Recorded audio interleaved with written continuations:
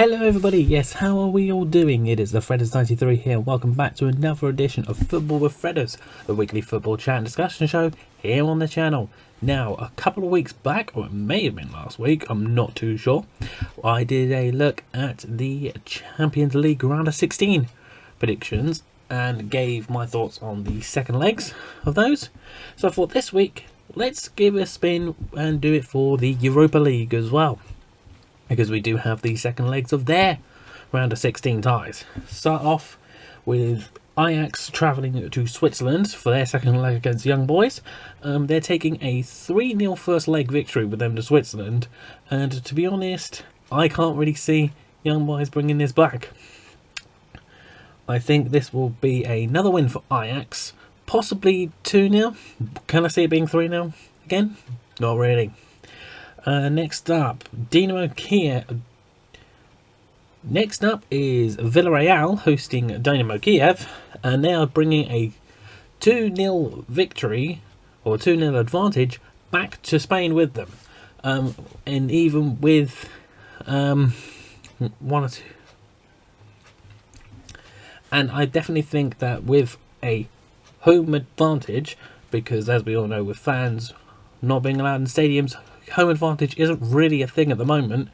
Villarreal should still have the quality to win.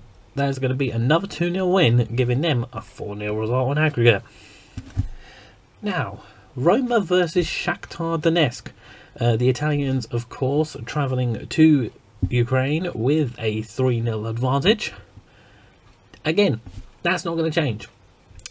I'm going to go for another 3-0 win, taking the Romans through 6-0 on aggregate.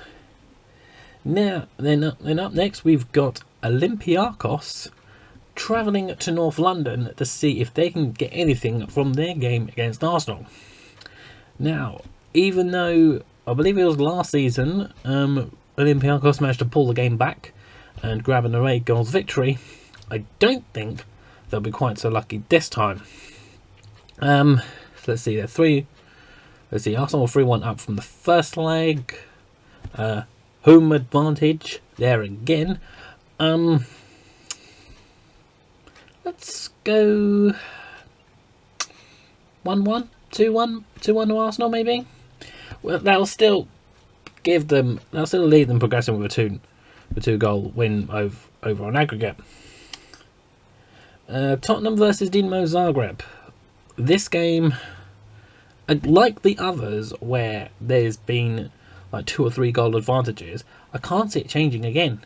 Tottenham have just got so much quality, even with the injuries to Bale and Song. How long they're out for, we don't exactly know. Well, I didn't know at the point of recording, because we only had just had the North London derby the day before. But even without Bale and Son, Tottenham still have enough quality to get past this, without a shadow of a doubt. So we're going to go for a 3-0 win for Spurs, out in Zagreb. Either out in Zagreb or they're in Zagreb. I believe they're going to Zagreb this time. That'll still take them through 5-0 on aggregate. Granada versus Mulder. So Granada, the team that pretty much surprised everyone by getting this Europa League place last season, against, of course, the former club of Ole Gunnar Solskjaer's management and Erling Haaland, who recently also just promoted their senior team, Erling Haaland's cousin, who, scarily enough, has been ripping the defences apart in the Norwegian youth leagues.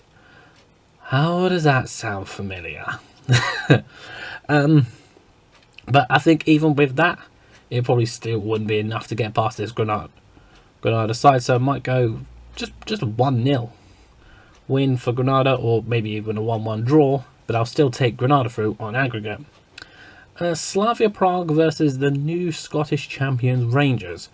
This is a bit more interesting because it's 1-1 draw and they're going back at home, so the thought may have been, okay, we got an away goal in Prague, so maybe that can be a little bit of a stepping stone for us. Leicester City.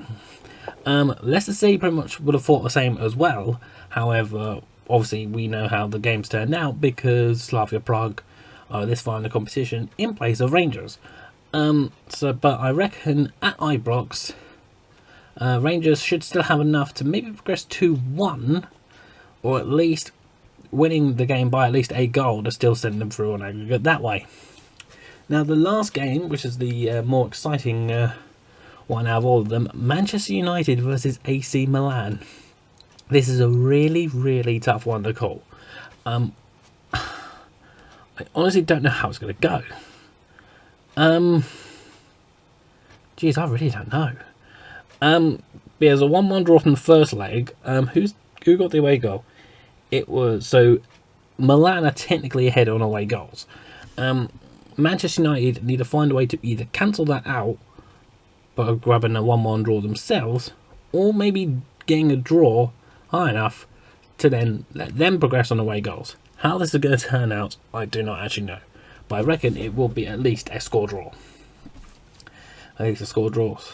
But then go for the extra time, potentially. On penalties, it's going to be really, really close. Maybe Man United edge it. It's a really, really tough one to try and call. So those are my predictions there. So I'm going for wins and qualifications into the quarterfinals for Ajax, Villarreal, Roma, Arsenal, Tottenham, Man United, Rangers, and Granada. Will those come through? Fingers crossed. But that is going to do it for this week on Football Threaders. Thank you so much for watching. Hope you enjoyed it. Do leave the like, subscribe if you're new, follow the social medias, follow the Twitch where I live stream, and I'll see you very soon. Take care. Bye bye for now.